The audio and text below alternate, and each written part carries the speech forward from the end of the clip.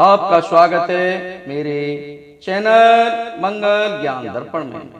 साथियों, रोजाना की तरह आज भी हम आपके लिए एक नई कथा लेकर के आए हैं और मुझे उम्मीद है वो कथा आपको जरूर पसंद आएगी। और जो मेरे साथी मेरे इस चैनल से नए जुड़े हैं वो मेरे चैनल को सब्सक्राइब अवश्य कर लें।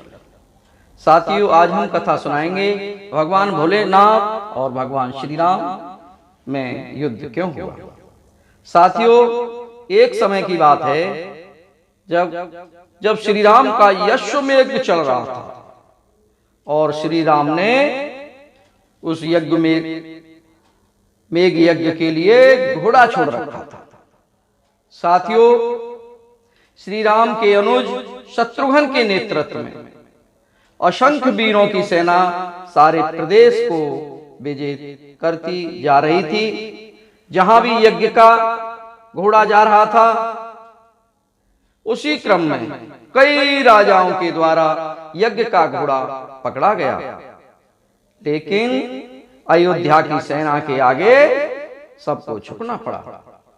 शत्रुघ्न के अलावा सेना में हनुमान जी, सुग्रीव और भरत पुत्र पुष्कल सहित कई महारथी उपस्थित थे, जिन्हें जीतना देवताओं के लिए भी संभव नहीं था।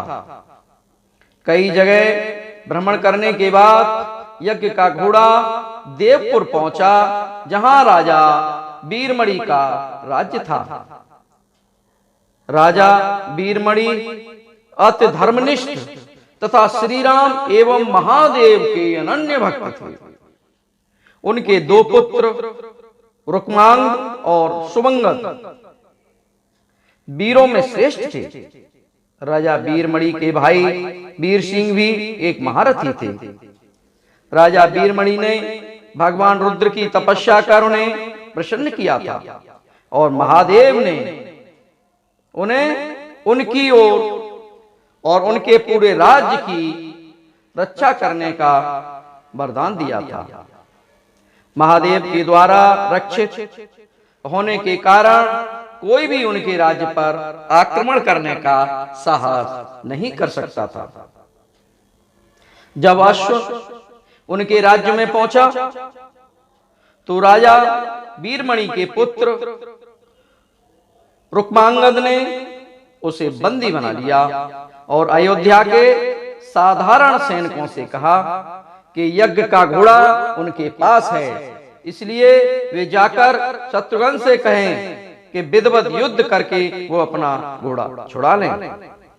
जब रुक्मांगद ने ये सूचना अपने पिता को दी तो वे बहुत चिंतित हुए और अपने पुत्र से कहा कि अनजाने में तुमने श्री राम के यज्ञ का घोड़ा पकड़ लिया है।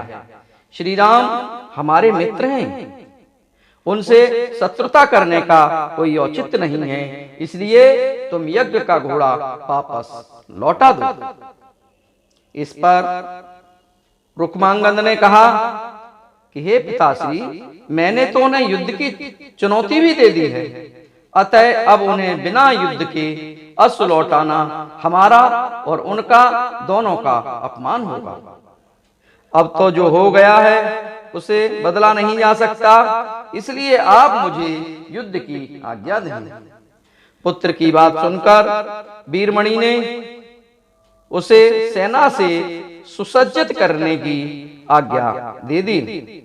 राजा वीरमणि अपने भाई वीर सिंह और अपने दोनों पुत्र रुक्मांगद और शुभांगद के साथ विशाल सेना लेकर युद्ध क्षेत्र में आ गए। इधर जब शत्रुघ्न को सूचना मिली कि उनके यज्ञ का घोड़ा बंदी बना लिया गया है तो वह बहुत क्रोधित हुए एवं अपनी पूरी सेना के साथ युद्ध के लिए युद्ध क्षेत्र में आ गए। उन्होंने पूछा कि उनकी सेना से कौन अश्व को छुड़ाएगा, तो भरत पुत्र पुष्कल ने कहा कि तातश्री, आप चिंता न करें, आपके आशीर्वाद और श्री राम के प्रताप से मैं आज ही इन सभी योद्धाओं को मारकर अश्व को मुक्त कराता हूं।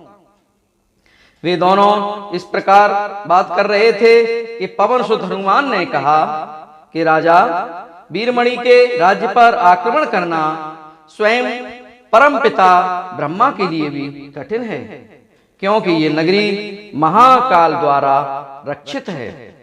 अतः उचित यही होगा कि पहले हमें बातचीत द्वारा राजा वीरमणि को समझाना चाहिए, और अगर हम न समझा पाए तो हमें श्री राम को सूचित करना चाहिए। राजा वीरमणि श्री राम का बहुत आदर करते हैं, इसलिए वे उनकी बात नहीं टाल पाएंगे। हनुमान जी की बात सुनकर शत्रुघ्न बोले कि हमारे रहते अगर श्री राम को युद्ध भूमि में आना पड़े तो ये हमारे लिए अत्यंत लज्जा की बात है। अब जो भी हो, हमें युद्ध तो करना ही पड़ेगा। ये कहकर वे सेना सहित युद्ध भूमि में पहुंच गए। भयानक युद्ध छिड़ गया। भरत पुत्र पुष्कल सीधा जाकर राजा वीरमणि से भिड़ गया। दोनों अतुलनीय वीर थे। वे दोनों तरह तरह के शस्त्रों का प्रयोग करते हुए युद्ध करने लगे। हनुमान जी राजा वीरमणि के भाई महापराक्रमी वीर सिंह से युद्ध करने लगे। रुक्मांगद और शुभांगद ने शत्रुघ्न पर धावा बोल दिया। पुष्कल और वीरमणि में बड़ा घमासान युद्ध हुआ। अंत में पुष्कल ने वीरमणि पर 8 नाराज बाणों से वार किया। इस बार को राजा वीरमणि सह नहीं पाए और मूर्छित होकर अपने रथ पर गिर पड़े। वीर सिंह ने हनुमान पर कई अस्त्रों का प्रयोग किया, पर उन्हें कोई हानि न पहुंचा सके। हनुमान ने एक विकट पेड़ से वीर सिंह पर वार किया। इससे वीर सिंह रक्त बमन करते हुए मूर्छित हो गए। उधर श्री शत्रुघ्न और राजा वीरमणि के पुत्रों में असाधारण युद्ध चल रहा था। अंत में कोई चारा न देखकर शत्रुघ्न ने दोनों भाइयों को नागपाश में बांध लिया। अपनी विजय देखकर शत्रुघ्न की सेना के सभी वीर सिंहनाद करने लगे। उधर राजा वीरमणि की मूर्छा दूर हुई तो उन्होंने देखा कि उनकी सेना हार के कगार पर है। ये देखकर उन्होंने भगवान रुद्र का स्मरण किया। महादेव ने अपने भक्त को मुसीबत में जान करके वीरभद्र के नेतृत्व में नंदी भृंगी सहित सारे गणों को युद्ध क्षेत्र में भेज दिया। महाकाल के सारे अनुचर उनकी जय जयकार करते हुए अयोध्या की सेना पर टूट पड़े। शत्रुघ्न, हनुमान और बाकी योद्धाओं को लगा कि जैसे प्रलय आ गई है। जब उन्होंने भयानक मुख वाले रुद्र अवतार वीरभद्र, नंदी भृंगी सहित महादेव की सेना देखी तो सारे सेना भय से कांप उठे। शत्रुघ्न ने हनुमान से कहा कि जिस वीरभद्र ने बात ही बात में दक्ष प्रजापति की मस्तक काट डाला था और जो तेज और समता में स्वयं महाकाल के समान है, उसे युद्ध में कैसे हराया जा सकता है। ये सुनकर पुष्कल ने कहा, हे तातश्री, आप दुखी मत हो। अब तो जो भी हो, हमें युद्ध तो करना ही पड़ेगा। ये कहता हुआ पुष्कल वीरभद्र से और हनुमान नंदी से और शत्रुघ्न भृंगी से जा भिड़े।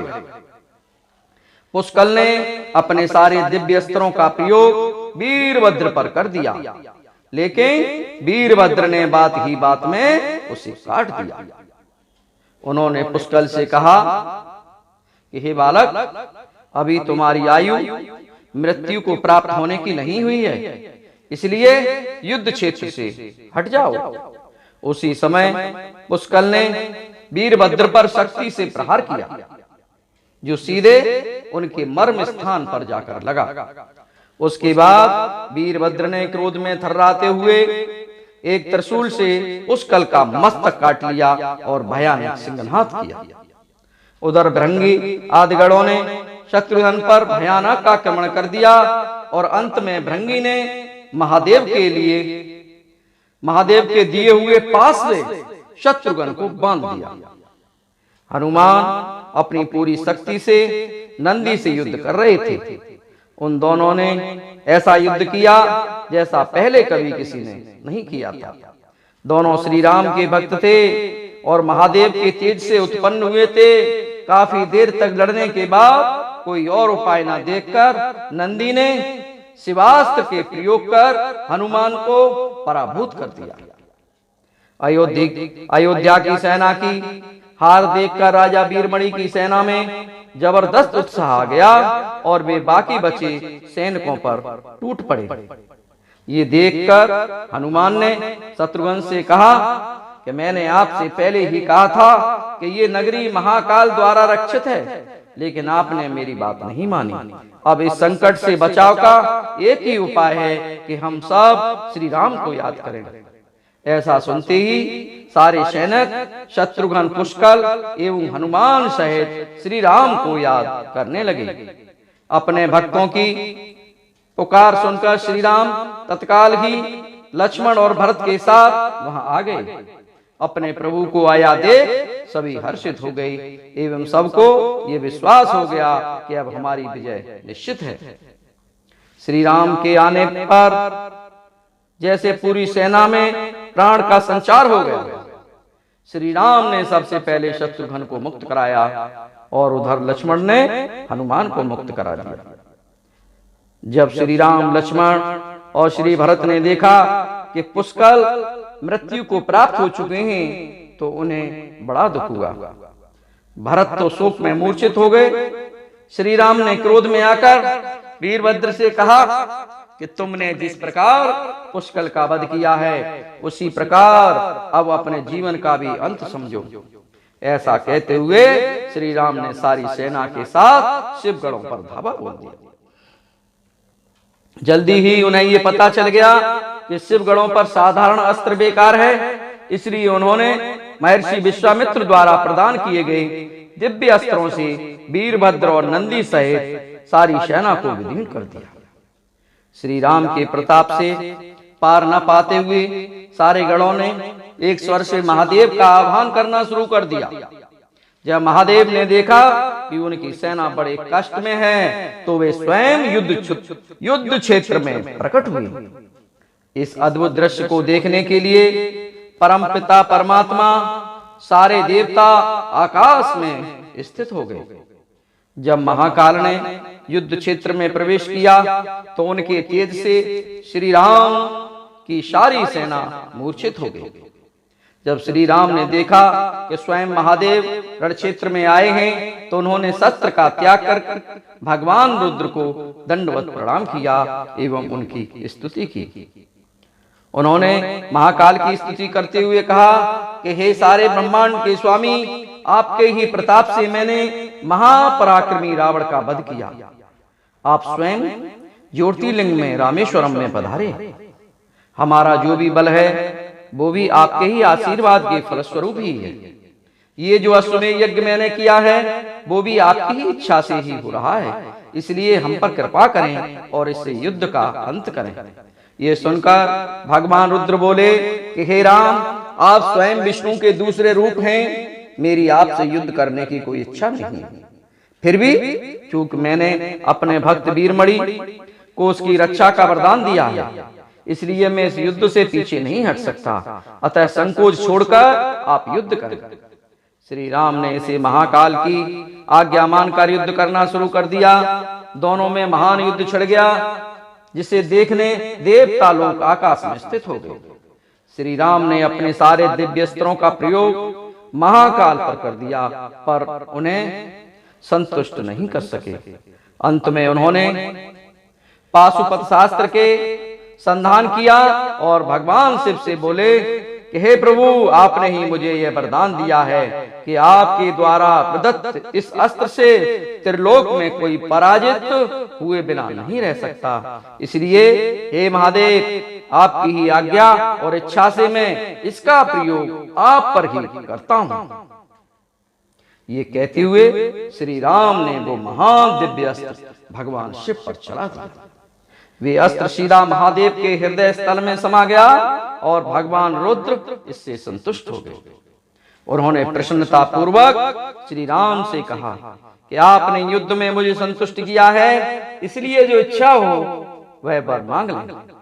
इधर श्री राम ने कहा कि हे भगवान, आप इस युद्ध क्षेत्र में भ्राता भरत के पुत्र पुष्कल के साथ असंख्य योद्धा वीर गति को प्राप्त हो गए, उन्हें कृपया जीवन दान दीजिए।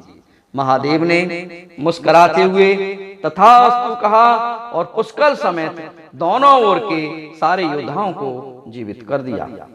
इसके बाद उनकी आज्ञा से राजा वीरमणि ने यज्ञ का घोड़ा श्री राम को लौटा दिया और अपना राज रुक्मांगद को सौंपकर वे भी शत्रुघ्न के साथ आगे चल दिए। बोलिए शंकर भगवान की जय, बोलिए सियापत रामचंद्र भगवान की जय। साथियों, अगर ये कथा मेरी आपको पसंद आई हो तो मेरे वीडियो को लाइक व चैनल को सब्सक्राइब अवश्य करें। कल फिर मिलेंगे एक नई कथा के साथ, तब तक के लिए आप लोगों को बहुत बहुत धन्यवाद। जय जय श्री राधे श्याम, जय जय श्री राधे श्याम।